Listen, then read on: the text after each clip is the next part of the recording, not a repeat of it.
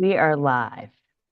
This is the meeting of the North Carolina Professional Education, the Professional Educator Preparation and Standards Commission. Dr. Evans, please call the roll. Dr. Blanton, Present. Chair Bullock, Present. Miss Wisner, Present. Dr. Fleming, Present. Miss Edwards, Miss Patton, Present. Dr. Locklear, Dr. Penfield, Miss Smith, Miss Hoskins, Present. Dr. Weddington, Here. Dr. Griffin, Mr. Smith, Present. Dr. Graham, Miss Jenkins, Present. Dr. Winter. Present. We have quorum. Thank you, Dr. Evans. Good afternoon, ladies and gentlemen, and welcome commission members, advisors, staff, online visitors, and online listeners to the April 10th, 2025 monthly meeting of the North Carolina Professional Educator Preparation and Standards Commission. This Standards Commission develops and recommends to the State Board of Education rules related to all aspects of educator preparation, licensure, continuing education, and professional standards of North Carolina educators. I am Ann Bullock, Chair of the Professional Educator Preparation and Standards Commission, and I call this meeting to order. Our agenda materials are available online through the DPI website, www.ncpublicschools.org, on the quote SBE meetings unquote link. The meeting is also audio streamed through a link located at the bottom of the eBoard's agenda. I will now read the ethics statement that is required of us. Commission members are reminded that it is our duty to avoid conflicts of interest and the appearance of conflicts of interest as we handle the work of this commission. Does any member of the commission know of any conflict of interest or any appearance of conflict with respect to any matters coming before us at this meeting? If so, please state them for the record. If during the course of the meeting you become aware of an actual or apparent conflict of interest, please bring the matter to the attention of the chair. It will then be your duty to abstain from participating in discussion on the matter and from voting on the matter. Commission members, you've had an opportunity to review the proposed agenda for today's meeting. Do I have a motion to approve this agenda for the April 10th, 2025 meeting? So moved, Aaron Fleming. Thank you, Dr. Fleming. Second, Alexandra Hoskins. Thank you, Ms. Hoskins. Any discussion? Ms. Evans, would you please, Dr. Evans, would you please call the roll for the vote? Sure. Dr. Blanton, Approve. Chair Bullock, Approve. Miss Wisner, Approve. Dr. Fleming, Approved. Miss Patton, Approved. Miss Hoskins, Approve. Dr. Weddington,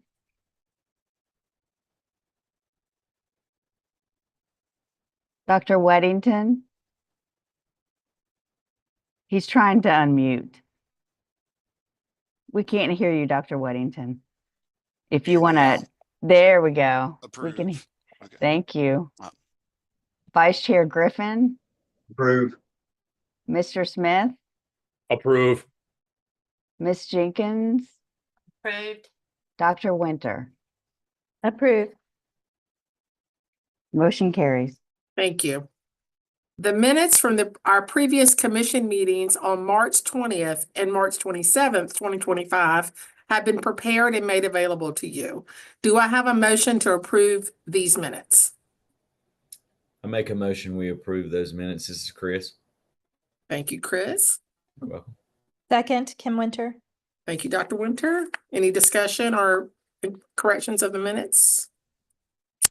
Hearing none. Dr. Evans, would you please call the roll to approve the minutes? Sure. Dr. Blanton, Approve.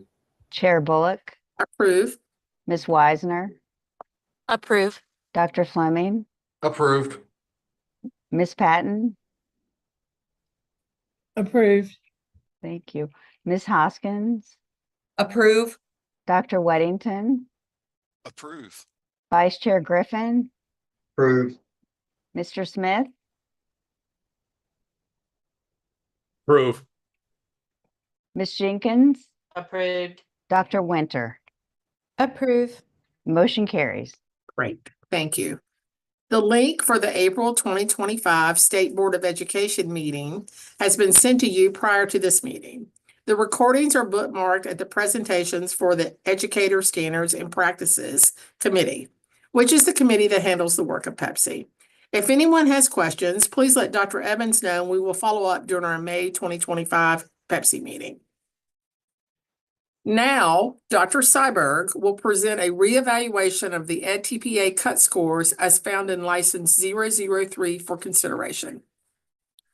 Good afternoon, Commission members. So what you're seeing here is the EdTPA cut score PowerPoint. I'm going to walk you through. I am going to walk you through this. Sorry if I can get my words to work. Kim, if we can go to slide 2. According to 115C-269.25, the passing scores for pedagogy assessment are determined by the State Board of Education. And the way that this was set up in policy a couple years ago, and you'll see here in a second, lends itself to us returning it to you for consideration at this time. You can see at the bottom of this slide here that ultimately the initial approval and ultimately the consequential assessments for the EdTPA and back then the PPAT, which is going away, occurred back in September of 2019, and that was the first time that Pepsi picked this up, and ultimately they approved it a couple months prior to that, and the board approved it formally in September of 2019 to meet this obligation in law. Now, on the next slide here, you'll see that this shows the current cut scores for the EdTPA assessment set in policy. There's different scores depending on the number of rubrics used in the subject being tested. So I just want to pause for a second for folks who are not familiar with the EdTPA assessment. For the preponderance of the subject areas, nearly all of them, the assessment uses a 15 rubric assessment. And for world and classical languages only, that assessment is carried on with 13 rubrics. And then there's one elementary EdTPA assessment focused on both language arts and math. And that assessment uses 18 rubrics. For everything else, it's the 15 rubrics. So that's why you're seeing 3 different scores, because there's essentially 3 different numbers of rubrics associated with the various tests that are available. You also see in here that the current year operationally is from 2019 to 2023. I'm going to explain why that's set up. Why it's set up the way it is right now, and that may be something that you're going to want to consider making changes to going forward. I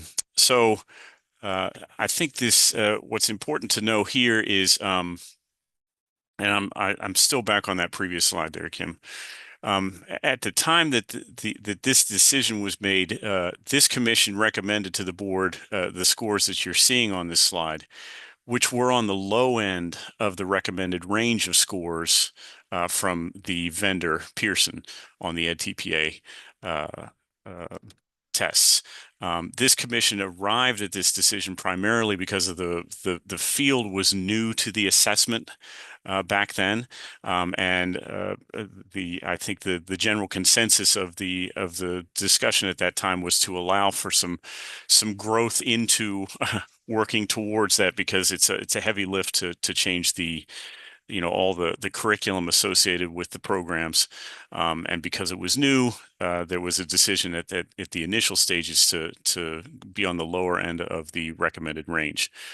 Since that score was initially set, this commission has revisited this topic a couple of times to consider changes. and chose to hold those scores steady.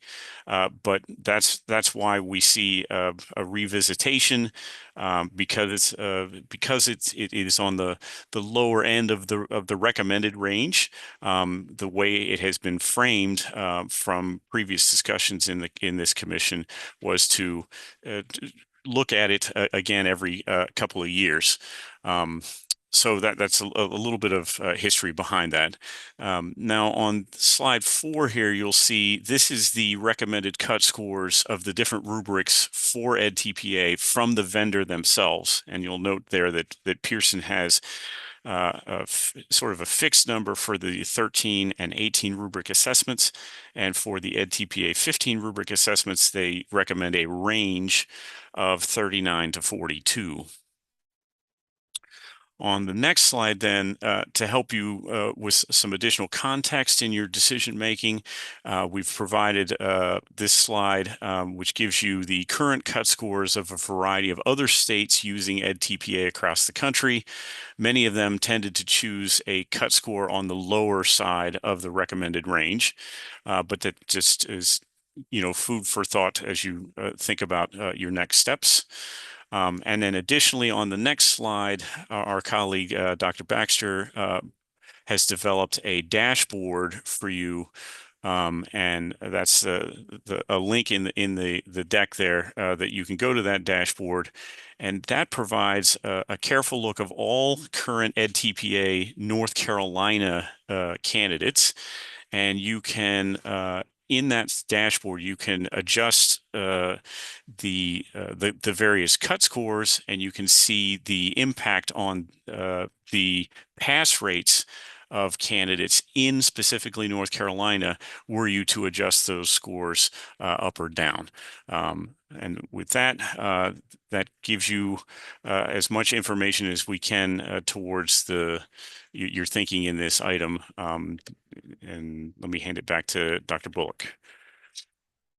Open the floor for any questions for Dr. Seiberg.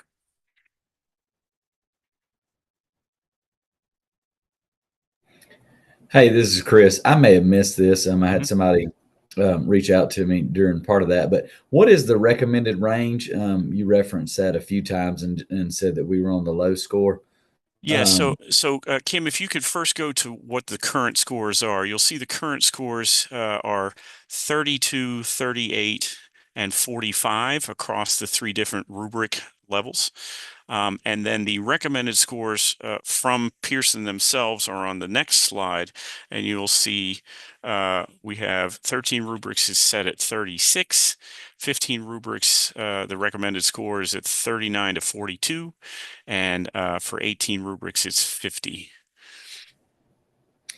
And I may be thinking about this wrong, but you referenced a range. There's a range in that middle with the 15 rubrics. Is there a range for the other, or is it just that's their recommended? The recommended only has a range for the 15 rubrics. There was no range for the 13 and 18. Gotcha. Thank you. You're welcome. Andrew, could you please go to the slide for all the states? Sure.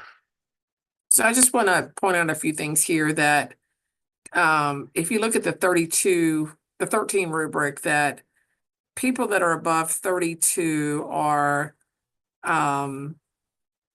Illinois, which I don't think I'm not sure EdTPA is used anymore in Illinois, to be honest. California, who created it and it came off there, another product there, and Tennessee. Beyond that, everyone is either 32 or even below 32, including when I look at South Carolina, right, which is bordering for us. At 15, we're at 38. Illinois again, 39. California, 41. And Tennessee, 40. So if you look at and then I could go 18 as well. So like, again, it's Tennessee, and actually California only. Illinois is where we are. So if you look at across states, we seem to be where we are and kind of either above what I would call the median, or we are at the median for these different cut scores. And then if you go, Andrew, please, if you could go to the dashboard, or if people go to the dashboard, if we were to raise, this is the 15 rubric by 1 point, it would eliminate over 600 candidates from passing it. I believe is what I believe that is correct. Dr. Bullock, would you like us to actually pull that up? Yes, I think that's correct from when I did it. Okay. Kim, are you able to navigate that, or do you want me to do that from my end? You're muted, Kim. I know. I can do it. I have it up actually. Okay, great. Right. Let me stop the share and then reshare.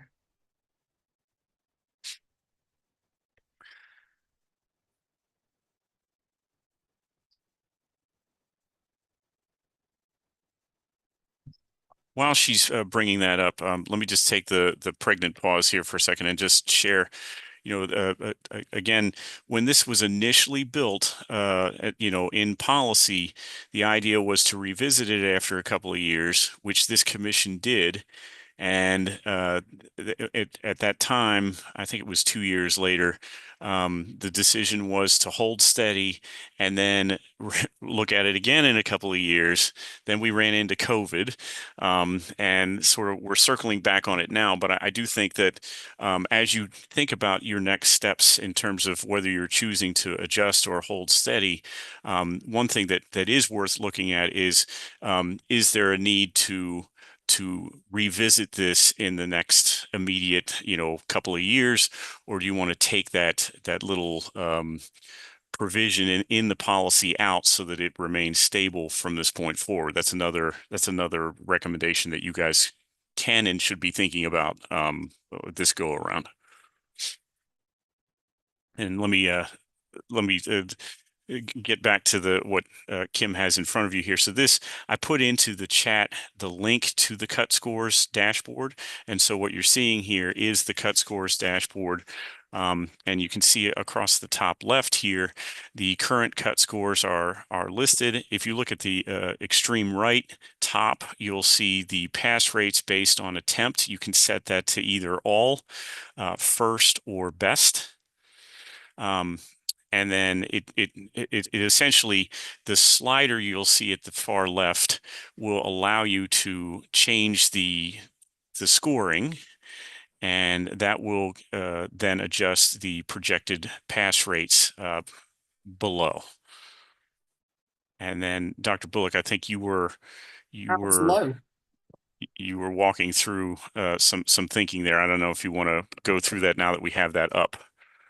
So if we raise it, this is showing, let me make sure I understand what this is showing, that if we raise it 1 point for a cross, right? This is a cross, 33, 39, 46, just 1 point, 866 fewer candidates pass. And so that gives me great pause. And the other thing that gives me pause is PPAT, which was the other option that the state, people in the EPPs in the state were given. And that ETS has sunsetted that. So those folks, those EPPs, and there's more than one, have now had to switch to EdTPA. So they're just beginning this process. So they're not getting any type of, if we choose to raise the cut scores, they would not be getting any type of relief, any type of the initial cut score time, except for maybe 1 year if we decided to raise it. Andrews, Bill, what is the potential gain that we would get from raising these cut scores other than having fewer candidates pass? Is there a correlation that says that higher EdTPA cut scores is allowing us to produce more quality educators? Is there any data to support that? I don't know that we have any specific data to that end, but let me see. I know that Dr. Tomerlin was lurking on this call. Dr. Tomerlin, do you have any insights on that front? I can't recall anything. No, to my knowledge, we have not conducted that analysis within the state. We would only be able to point to research that the folks at EdTPA have done or other research studies national. I just look at this at a time, it's very difficult to hire educators currently. We're going to make it more difficult to get to those hoops. I would have to be convinced that there's a pertinent reason to do so. I think too, Dr. Griffin, that, if we had a compelling reason, I would be motivated by that, right? Like if we said, we know nationally that if we did these recommended cut scores, that would mean we would have better results in our classroom.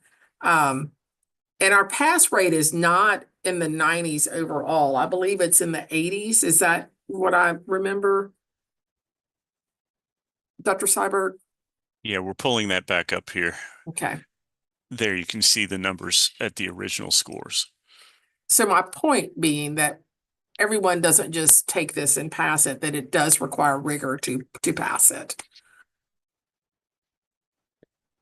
So Chair Bullock, just to something Dr. Griffin said, EdTPA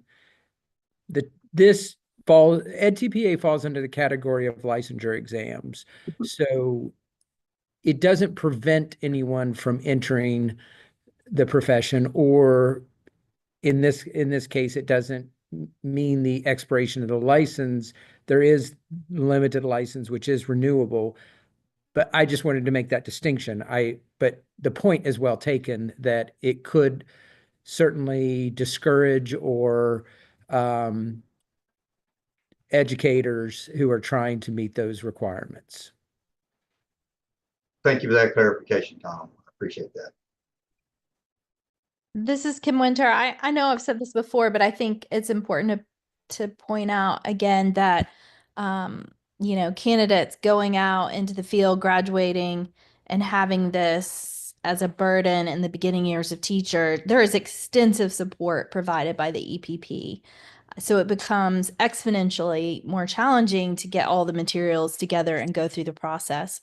I did have a question, however, when I was looking at the other state requirements, it, as Ann pointed out, we're right in line in terms of numbers, and it didn't seem to change the percentage much. I think it went from the 85.7 to 81 point something. If we only changed it on the 15 point rubric, is there a way? I was playing around myself and I couldn't find a way to see how many candidates that impacted. So it's obviously less than the total 866.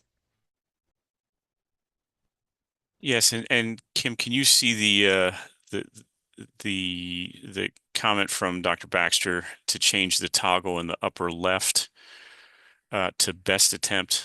I think upper right, yeah, best attempt, and see what the change would do to the ultimate pass rate.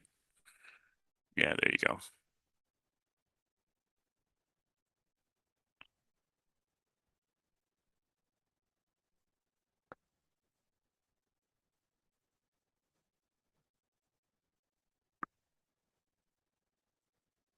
What are we seeing?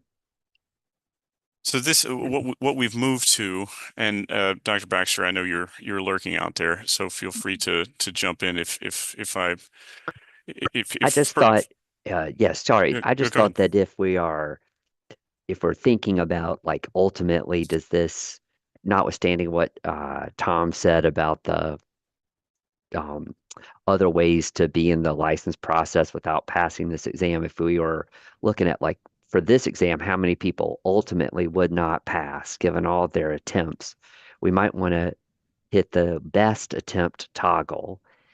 You see how the percentages, the pass rates go up when we look at the best attempt from what we did have, right? That I think that 18 rubric one was down in the 70s.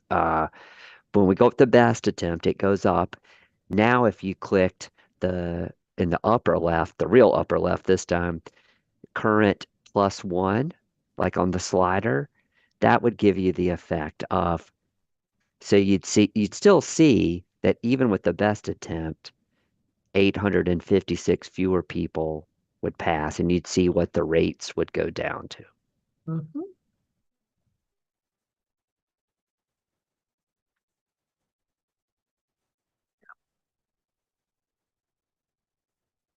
Anyway, back to you. I just wanted to.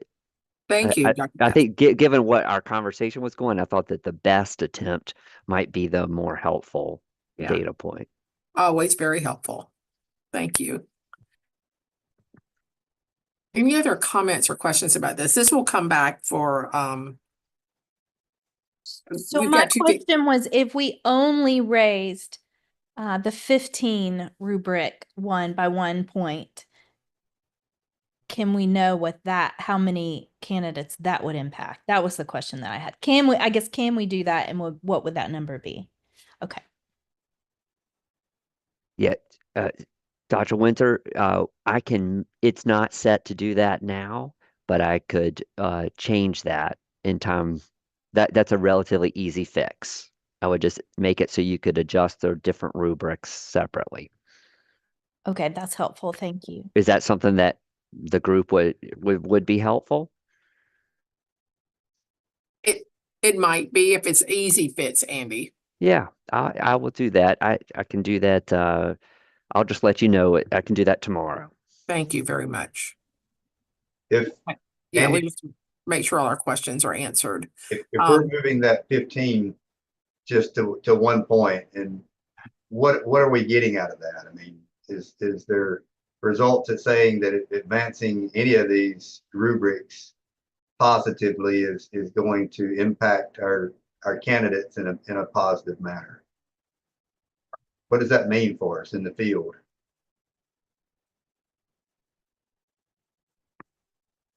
Does that make sense? Yeah. I mean, we talk about moving numbers and making it essentially more difficult for our candidates, whether it's 856 or 10. What are we getting out of moving these numbers? And those recommendations, why are the recommendations of what they're saying they should be, I guess, is my question. Dr. Cyber, do you have an answer for that? Well, I think the reason that the recommend, well, let me say it this way. From Pearson's perspective, they are taking a national perspective, and they're making a recommended cut score, or in the case of the 15 rubrics, a range based off of a national database. And so I think, one thing that history has shared with me, when we present data to the board about setting cut scores, is why are we choosing to be potentially below the recommended cut score based off of what the national the vendor's assessment of all the data collected across the nation would recommend? So that is a question that's going to be out there, I would imagine. Of course, I can't predict what will happen, but that certainly has been brought up in the past. But to your point, Dr. Griffin, I do not know at this time that we have any data to clarify, or come up with a strong defense of moving that it would cause some sort of tangible outcome. Like we don't have a way of, at this time, we don't have an analysis that would say that this would have these definitive outcomes on the impact of students, or the quality of teachers out in the field based on moving that a point or two. Chair Bullock, may I ask make a quick comment? Sure. And then we'll go to Dr. Tomberlin. Thank you. I would just like to note that we know there has been legislation introduced that would potentially eliminate licensure exams. And so I just want to make sure that's on the radar as we are contemplating this and spending time having conversation. Thank you, Dr. Jordan. Dr. Tomberlin? Thank you, Chair Bullock. So yes, I think Dr. Jordan's point is well taken, like making a recommendation when it could go away anyway. So I think what I'm hearing is two sides to the same coin. Like, what I'm hearing is there value in raising the score, which would in turn give us confidence that teachers who are coming in passing the EdTPA are better prepared to be effective educators for our students. And I think that's a laudable way to kind of look at this policy decision. But it's kind of the other argument too is if there is no relationship, then is there, if there's no relationship between EdTPA and future and outcome educator effectiveness outcomes, then why wouldn't we lower that to the point where we're getting more people in, because it's not predictive of anything. And in both cases, I think either way you're approaching this problem, it's sounding to me like Pepsi wants information on the predictive validity of an EdTPA score in terms of teacher effectiveness before you would send anything to the State Board of Education. Am I? Well, I would say that is something that would be great. And I believe there may be some information out there, and has DPI looked for that information to bring forward to us? So, okay, so that's good. So kind of a review of the literature on this subject is something we can definitely do. And is that preferable to actually conducting some kind of analysis within North Carolina itself?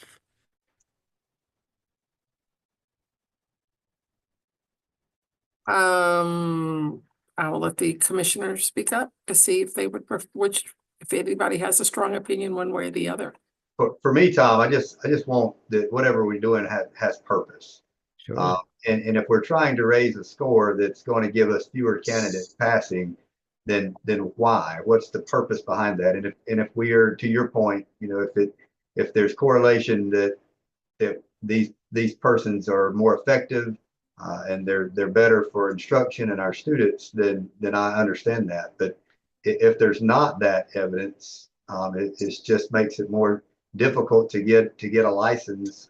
And Dr. Jordan's right. I mean, there's current bills and legislation out there that are doing away with licensure and some of them with even having an educational degree. So we keep fighting these pieces on things. So thank you for addressing that and looking into it. So EPIC has a policy piece on North Carolina that was by Kevin Bastian in 2018.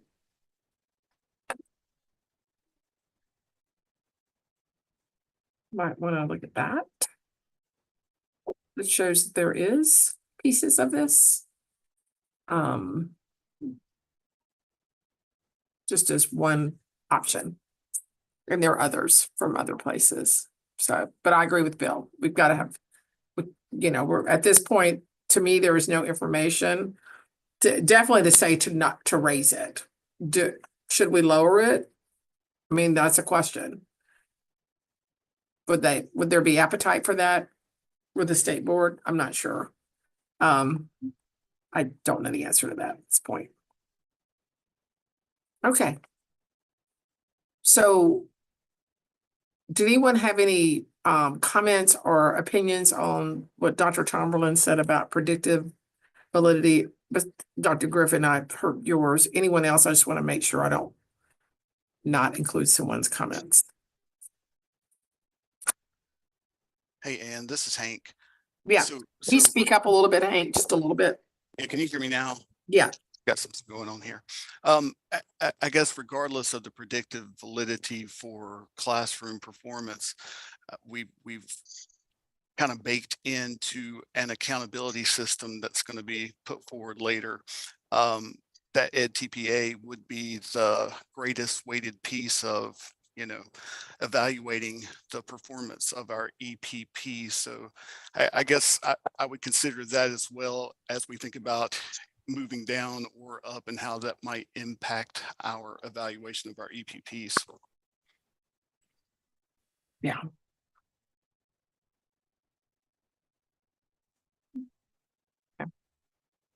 I don't know that I have a response to you, Hank, but I think it's a good point. And are we looking for action to move it to those recommended cut scores for today, or just talking points? We are not looking for action today, because this is the first time we've talked about it, and it hasn't even gone to the EPP meeting or the HR meeting either. So we will bring this back. So I think we'll stop this discussion for now.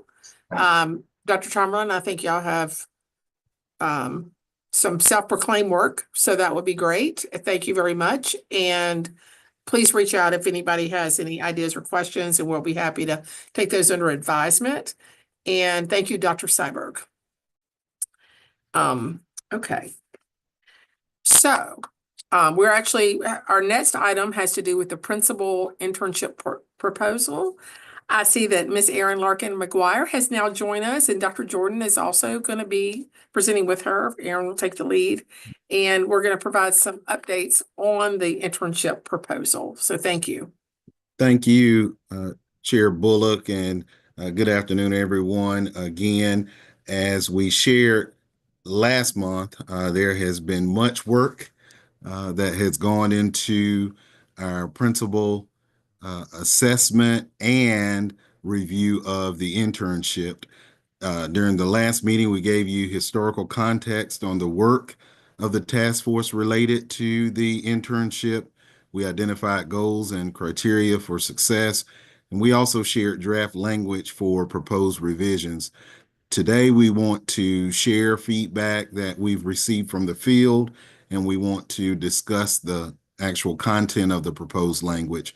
And in a future meeting, we hope to be able to share final legal approved language for any proposed revisions that are advanced. We'll clarify and confirm that all policies and rules that could be impacted have been identified and addressed.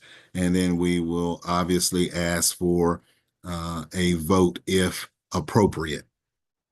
The goal that has guided our work with respect to the internship, next slide, please,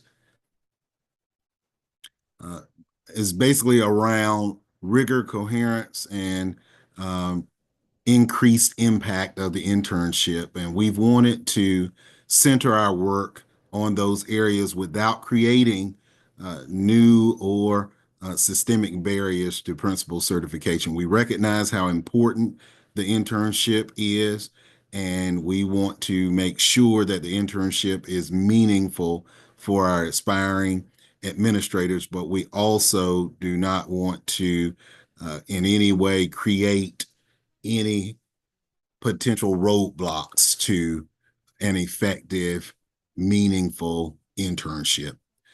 And so now we're going to kind of walk through those areas that I mentioned in the first slide. And so happy, as always, to have Erin Larkin McGuire with us.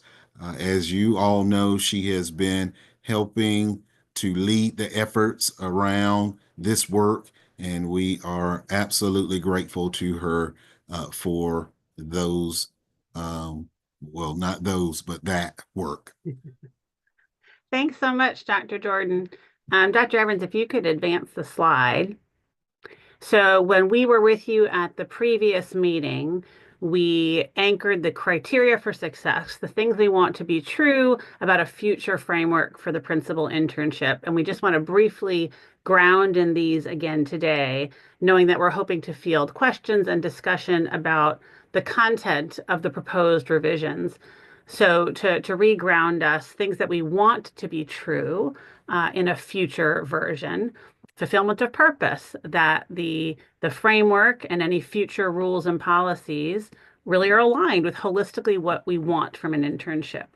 that it's aligned with the North Carolina principal standards and is complementary to the ways in which the future North Carolina principal portfolio assessment assesses standards, that those work in tandem together, that it's feasible to candidates, and that were we to want to understand the degree to which an individual program is or is not doing it, the features are observable. We can go say, hey, this is happening or this is not happening. Dr. Evans, thank you so much. And as Dr. Jordan named in our goal, we want to be intentional and cautious about not creating new barriers of these kinds. For example, we don't want to commit to some features that make it really hard for a district to host a principal candidate as an intern. We don't want to discourage that. We want to encourage that.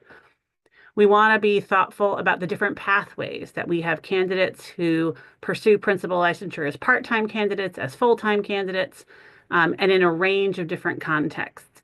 And while we certainly can't guarantee that any particular pathway is exactly the same in terms of how difficult or how easy it might be to complete the internship, we certainly don't want to build something that is uniquely hard for anybody in a particular context. We also want to retain EPP flexibility. EPP should still have authorship over their programs and the opportunity to determine how to most meaningfully integrate components of the internship into their program. And then finally, we don't want to put the pipeline at risk. The effort here is to increase, as Dr. Jordan said, the rigor, coherence, and impact, not reduce the number of people who can become licensed as principals. And we believe both are attainable.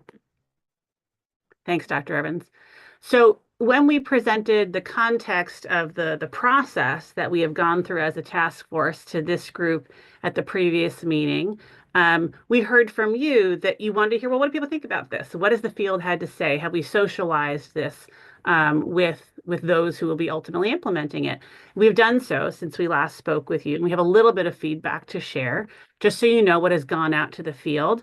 The exact same language, the draft proposed language revisions that was shared with this body at last meeting and at this meeting was also shared out directly to program administrators, deans, MSA program leads, and HR directors who we know play a role in licensure oversight and certainly at districts. We should know that we sent it out far and wide. We reinforced it. We didn't hear any direct feedback from that outreach. We also, to our knowledge, didn't hear any back channel feedback either. Nothing came back to us as individuals. Nothing came back via email from that dissemination, from that outreach. We were fortunate, however, that two of the members of the task force are the leaders of the North Carolina Principal Fellow Program. They were doing a presentation on internship work with the North Carolina Association for School Administrators, and they very kindly and generously presented this proposed language to that group of individuals. So this was a group of programmatic. If you go back, Dr. Evans, for one slide, just for a second, please. Thank you so much. This was a group of individuals who were choosing to attend a session on the internship, so ostensibly had interest in the content of the internship, wanted to engage in a dialogue about it, had experienced it with them themselves, potentially on the EPP side, potentially on the school or district side. And our colleagues at the North Carolina Principal Fellows Program were so kind as to collect survey feedback from the individuals who attended that session. And so the following slide, thanks, Dr. Evans, and we apologize as this text may be small in a shared screen format, so I'll just read what we heard. Just to name the top bullet points, this is the extent of the feedback that they received, all positive and affirming. So they heard concepts like, this prioritizes interns' engagement in instructional activities. This ensures that interns must participate in a range of activities that reflect the breadth of the North Carolina standards. This is critical to their preparation and exposure.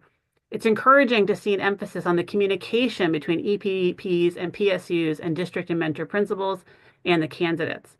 I'm excited to see how districts and universities can work together and provide supplementary supports. I think this will make a huge difference directly and indirectly when it comes to preparing future principals. There was no what we could describe as critical or concerned feedback that came back via that vehicle. There was one question, which is written down below. 2 years of experience supervising all certified, licensed, and classified staff might not be enough. Why not 2? And our understanding of Dr. Evans and Dr. Seiberg, I believe, are present for this dialogue, in the same room, we heard individuals say, why shouldn't we require a mentor principal to have 3 years of experience in the field? And somebody else say, but that would mean I couldn't have any mentor principals because I'm in a rural environment and the previous principal just retired and the new principal just happens to have 1 year. And it's that constant tension from every time we might want to raise the threshold, there's a positive exception that we need to be attentive to. And so this question of as an example of the number of years of experience that the principal mentor needs to have, the task force also pushed and pulled on that and felt comfortable at too. This was the extent of the feedback that we heard back from the field, wholly affirming and otherwise just wonderings that were similar to the task force engaged in.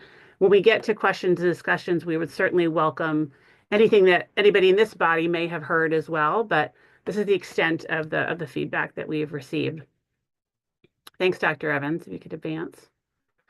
And so now we would love to open it up to questions or discussion, either about the way that we have structured these proposed future revisions or the content of the particular language itself. We would want to pause here and would welcome any and all questions for discussion. And Madam Chair, may I add? Yes. Thank you. Dr. So I just want to indicate that we, as we continue grappling with this, we will have to make some decisions around what to call the framework moving forward. Is it going to require a policy revision? Are we going to look to put this in rules? Will it remain just a framework wherein we are recommending to APPs that they strongly consider what's noted here? So all of those questions are going to have to be answered at some point as we make determinations about what to present to the state board. But today is really about diving into the content and getting feedback from the commission. Thank you, Dr. Jordan. Absolutely.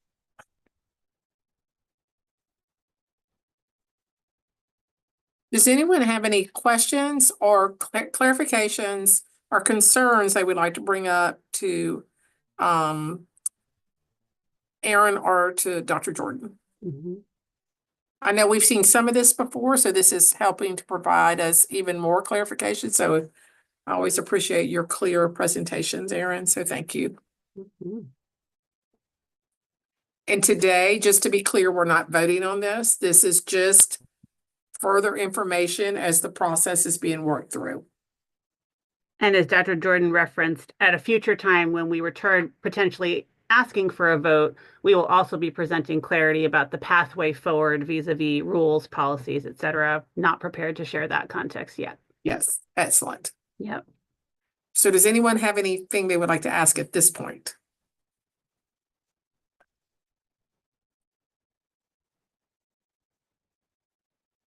Okay, per usual, we've had a very clear presentation and we thank you both for presenting this information to us and we look forward to hearing more about it in the future. Thanks so much, Dr. Bullock. Thank you so much. Have a great day. All right, we'll move forward.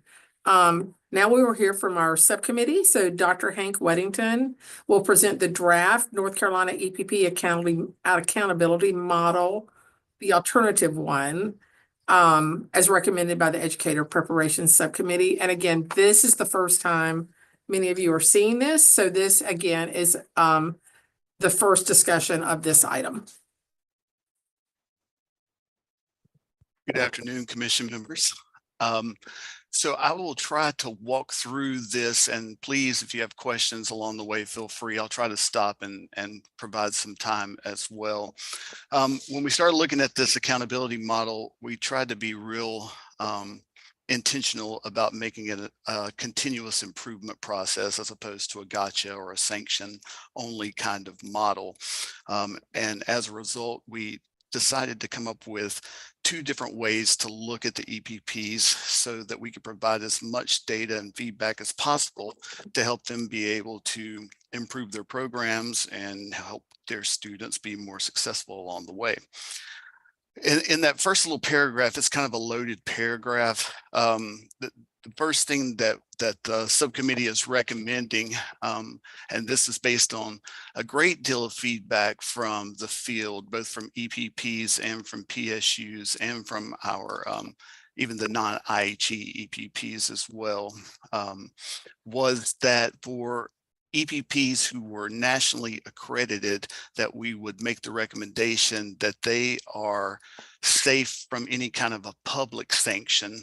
And the reason for that was that those nationally accredited programs can receive public sanctions from their accreditor that are both put on the accreditor's website and also have to be reported on the institution's website. So we felt like that's kind of a double jeopardy situation for those institutions. It doesn't mean that they escape from the accountability model or evaluation, just that no public notice would be given should they receive some kind of a sanction along the way. So two separate sections to this. You'll see there is a list of EPP performance measures, and we've gone back and forth on this quite a bit on which ones we should include and which ones should not be included. And we've arrived at the ones you see before you. The EdTPA pass rate was the first one. And you'll see beside of it, there's an individual measure threshold. That's basically the percentage of students from that EPP during a 3-year window, the most current 3 years of data that we have, who have passed the EdTPA. So 60% is where that one was set. It's set lower than some of the other ones because of the overall national average being lower, and also the rigor involved with that one, and the licensure examinations later down the line there. And then we've given that one a weight. So each institution will get a percentage measure score for EdTPA, and that will go into making a composite score rating. And we weighted this one the highest, 50%. The field tells us that they believe that EdTPA reflects the EPP's preparation of students better than any of the other measures included here.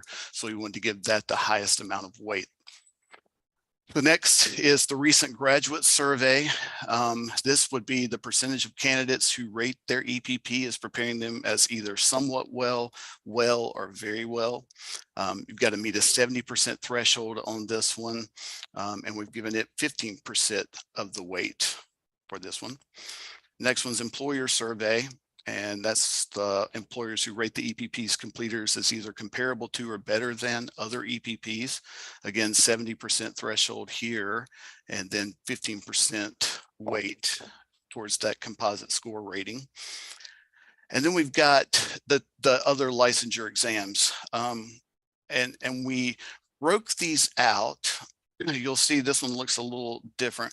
We've got two thresholds that need to be met here, but only one weight. So we combine both the Pearson Foundations of Reading test and the Praxis 2 and all other content exams together to form the 10% composite score weight. But you have to meet the 60% threshold in each one of these individual areas. And the reason we did that is in looking at the data, we found that it was really, in certain circumstances, you could hide the fact that your institution or the EPP may not perform where it needs to on the Pearson Foundations of Reading test. If their Praxis 2 and other content exam scores were good, it would pull that overall threshold measure up, that percentage up. Breaking it out allowed us to be able to see I think, more in-depth data. And again, the idea being that the more data that we could present to the EPPs, the more they could be informed of how to improve their programs along the way. And then the last is EVOS data. And that's the percentage of completers who meet or exceed student growth goals during that 3-year window. Again, individual measure threshold of 70%, but only 10% of the overall weight. So I'll pause right there in case there's any questions about the measures that were selected or not selected. Any questions for Dr. Weddington?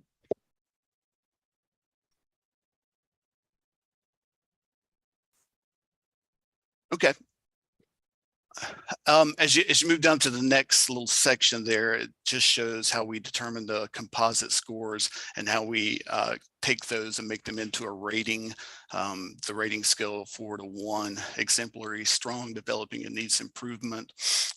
Basically quartiles here of where you fall based on your composite score that's developed and the rating that goes along with it. And a composite score rating of 1 would be what was needed to trigger any kind of a notification or sanction process. And so the bar is at the very lowest one. So if you're a 2, a 3, or a 4, then we feel like you are where you need to be. But it also gives enough information that for somebody who's at a 2 to know that they've got things that they can work on to move up. And for those who are at that 4 level, to know that they are doing some really great work, and make sure that we are identifying that good work by rating them at that 4 level. Okay, move on down to next. So with that, we needed some way to monitor this. And what we heard from the field was that we needed to make this something that really did help to spur improvement, but that also gave enough time for EPPs to be able to adjust, revise programs, revise clinical experiences, and to be able to get students back out into the schools and see what the effects of that would be. So this system has 2 different tracks: a continuous improvement track, which we think the majority of people will be on the majority of the time, and then a corrective action track. And the corrective action track is only for an EPP who might be at a level 1, the rating 1 for the composite score, or if they have 3 or more measures that don't meet the threshold, the percentage threshold that we had set. And the reason that's there is to be able to provide more intensive support to those EPPs and help them make those improvements so that they can get themselves out of that particular area of sanction. So you can see how they're lined up there. Notification is first. So in that first year of this being implemented, if an EPP doesn't meet a particular measure or is at a 1, they would be notified. The second year, well, I'll show you that in just a second. Then you move into an area for improvement. Both of the first 2 are non-public, or we are recommending that this be kept as private information between DPI and the EPP. And then you would move to stipulation if you can't adjust and make the improvements. And again, this is more intensive support and more enhanced collaboration, but it also comes with public accountability at this level. So it's made public if you're not a nationally accredited institution. Next step, probation, and then the potential of revocation should Pepsi, the state board, ultimately decide that the provider should be rescinded. Any questions about that piece of it?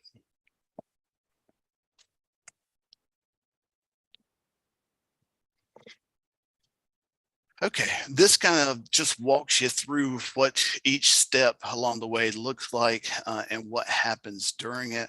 I'm not going to read everything here, but I will say um, our plan is to use the most recent 3 years of data for each evaluation cycle.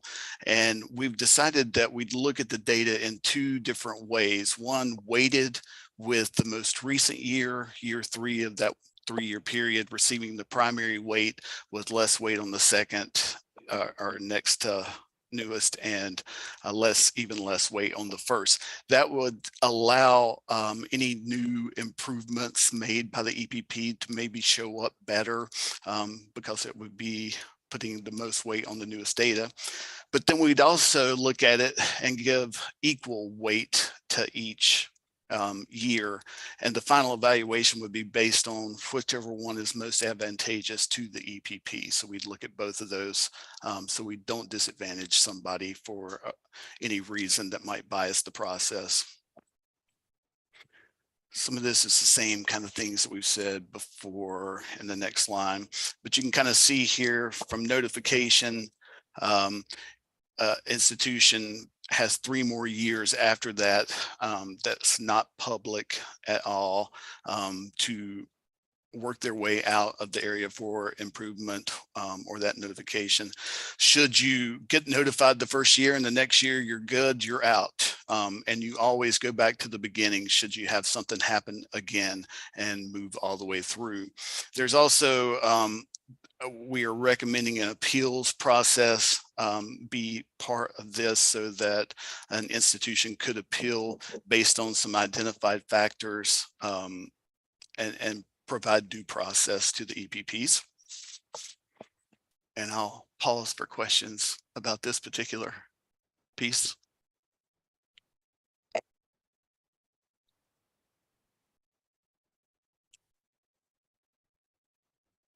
Okay, next one. And this is the corrective action track. And again, this is only for institutions that might receive a composite score rating of 1 or have 3 or more performance measures that don't meet the percentage threshold that was set by the state on the first one. It's much more intensive. It's immediately a public sanction or a public area of improvement, and it has a lot more support built into it, including peer support from other institutions that we have said Pepsi would help to select and be very cognizant of the size of the institution, the type of institution, and where the best help could come from for that. So you can see how it kind of walks through to revocation there. Much quicker process, but also we're in much more critical territory if an institution is at this particular level, or an EPP, sorry.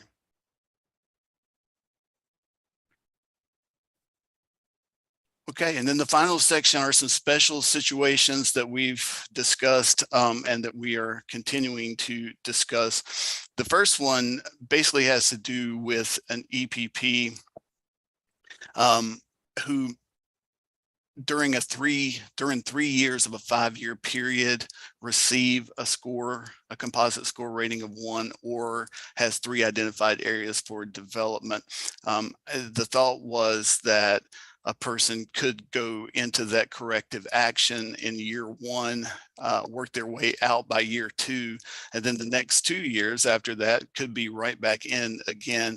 And we wanted to make sure that we help those institutions and make sure they get the help for improvement at that more critical stage, and that that's not lost. And then probably the most discussion we have had as a subcommittee, at least recently, is thinking about our small schools. We have a number of very small EPPs in terms of the number of completers, some of whom we have 0 data for. So it makes it very tough to come up with a fair way to evaluate those particular institutions. we discussed two different ways. One would be to set a baseline of 10 total completers over a 3-year evaluation period before we would think of evaluating that particular institution.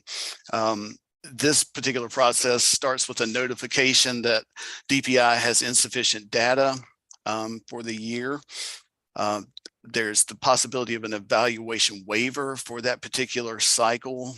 And the EPP is then required to submit a written explanation of why they think the low enrollment continues to happen and or graduation rates or retention, and whatever contextual information they'd like to provide about that. And then there should be a plan that details specific strategies aimed at increasing enrollment and graduation rates. And then in the following year, the EPP would report on the outcomes and progress associated with that plan in their IHE report. In this model, you can receive a maximum of 2 consecutive evaluation waivers if you don't have those 10 students. And then following the 2 consecutive waivers, an alternative evaluation method would be implemented. And there are 2 options here. One would be to use extended historical data that DPI would mine back as far as possible to gather as many students as possible for that evaluation, or that the current cohort of students, assuming that it's larger than 0, could be selected for the evaluation regardless of the sample size. That's one potential way to go. A second option, Andy Baxter helped us think through yesterday, is the potential of using confident intervals to account for all the potential error that's associated with a small sample of students. And Andy, would you just say just a couple of words about that? Sure thing. The idea would be there are statistical methods that you can use that are very similar to like what you might when you see polling results and they say depend, plus or minus 3 or 4 points based on how much uncertainty there is. And we could definitely implement those so that we are providing, we're saying that the composite score is a range for people, and it's going to be a wider range. The smaller the group, larger groups will have a more close range, a more narrow range, and that gives that helps guard against the chance that you would put somebody in a level 1 when it's maybe just by random chance because they may have just 5 or 6 completers and they just had a bad year. And when you only have that many people, it's very easy to dip low or to go high in some cases. So the using this range would help guard against the kind of randomly putting somebody being put in a level 1 when it's maybe just due to random chance and year-to-year changes. Thank you, Andy. Appreciate that. So I am absolutely open to opinions and perspectives from the commission about this piece of it, which is especially important. The number of EPPs that don't have any data right now for candidate satisfaction, 20% of the EPPs, for EdTPA, PPAT, 9%, employer satisfaction, 15% of EPPs, EVOS, 7%, the foundations of reading, 13%, and Praxis 2 and all of the content exams, 13%. So it's not an insignificant number of institutions right now who are falling into that particular piece. So I want to be very mindful of trying to be careful in how we deal with this. And Hank, I would just, the only other thing I would add is that is the committee considers the idea of setting a minimum, like what you've got under number 2 here, if just say that was 10, that's not mutually exclusive with this idea of the confidence intervals. You could do that, with using both things. So you could say, if it's fewer than 10, we're going to do 2A, B, C, and D. And if it is, even if it's higher than that, say it's 11 or more, we could still, do the confidence interval thing. It doesn't have to necessarily be an either or. You all could choose that, but it doesn't have to be. That's great. Thank you. Okay, and then the last two situations here, loss of national accreditation. Should an EPP lose their accreditation or choose not to participate any longer, then they are immediately subject to state issued public sanctions. And the last little clause we stuck in, which I don't think is going to be a big deal because it feels like DPI is already accounting for this. But if an EPP has completers who are teaching outside of the licensure area for which they were prepared by the EPP, that the completers information or data would not be included in the evaluation process. And that's what our recommendation is coming to the commission right now for your consideration. And I would entertain any questions or comments.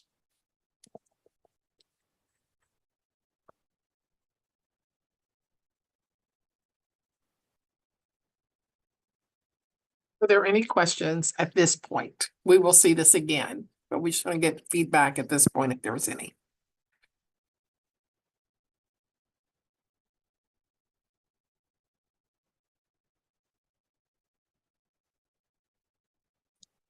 And if you do think about this when you're trying to sleep or when you're trying to do something else and you do have feedback, feel free to reach out with that feedback or questions or things you think about. We've tried to pressure test with Dr. Baxter a lot of what ifs, who then, and that has been super helpful.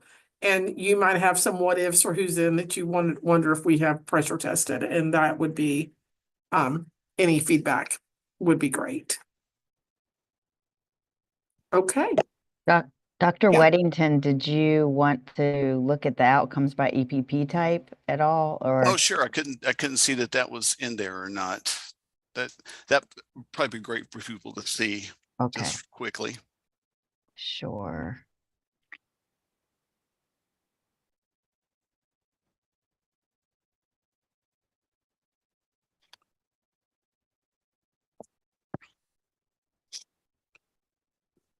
So I already talked about the EPPs without data, but if you jump to that second table, these are the numbers of EPPs that would not use in the current year's data, the most recent 3 years of data, would not meet a particular threshold measure.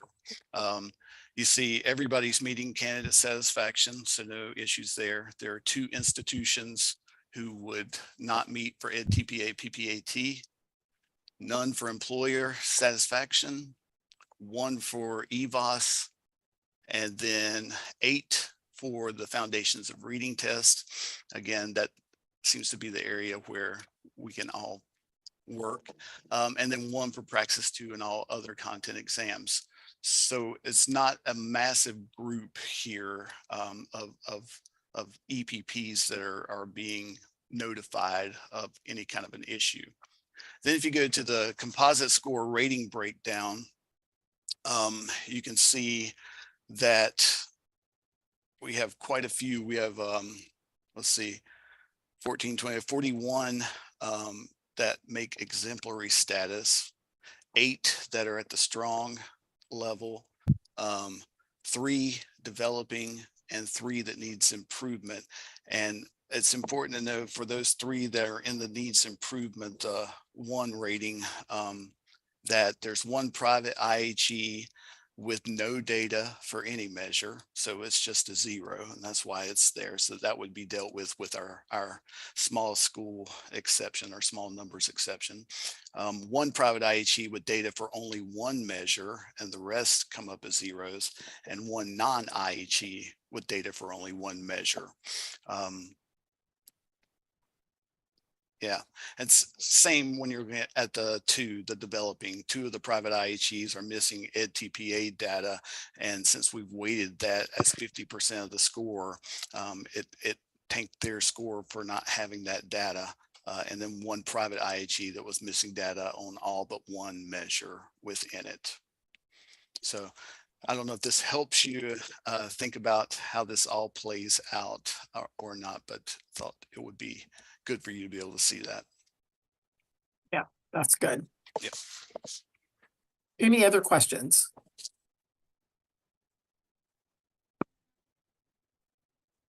All right. Well, I just want to thank Dr. Weddington for his leadership on this. I've talked more to Dr. Weddington in the last month than I have in the last 5 years.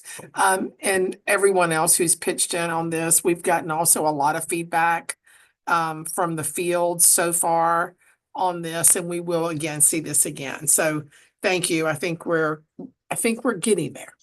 So yeah. So thank you, Dr. Batster, for all of your simulator and all the things, and also all of your thoughts, because you've provided us with a lot of things to think about, and that's been super helpful as we've tried to build this from scratch. You're welcome.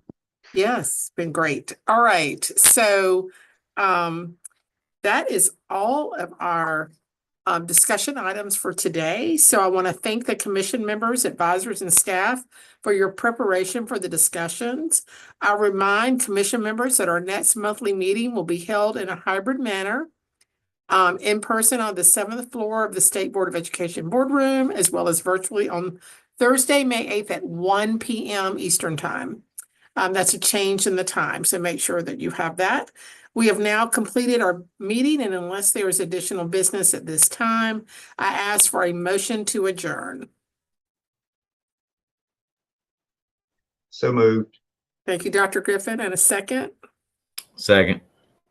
It's Chris. Thank you, Chris. You're welcome. All right. Dr. Evans, can you call the roll for the vote to adjourn? Sure. Dr. Blanton, Approve. Chair Bullock, Approve. Ms. Wisner, Approve. Dr. Fleming, Approved. Ms. Patton, Approved. Ms. Hoskins, Approve. Dr. Weddington, Approve. Vice Chair Griffin, Approve. Mr. Smith, Approve. Ms. Jenkins, Approved. Dr. Winter. Approve. Motion stands. All right. Everyone have a great day. Thank you for your time, and see you soon. Bye-bye. Thank you.